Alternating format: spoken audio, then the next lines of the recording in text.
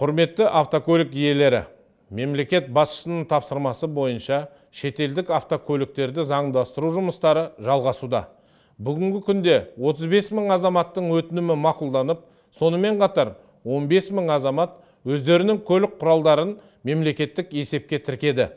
Бірақ кейбір азаматтарымыз өздерінің көлік құралдарын тіркей алмай наразылықтарын білдіруде. Естеріңізге сала кетейік, заңдастыру 1 шілдеге дейін жалғасады. Өтінімі мақұлданбаған азаматтарды сабырға шақырамыз. Әрбір өтінім жеке әрі мұқият қарастырылып жатыр. Осы мәселелерді шешу бойынша басқа да мемлекеттік органдармен және шетелдік әріптестермен бірлескен жұмыстар атқарылуда.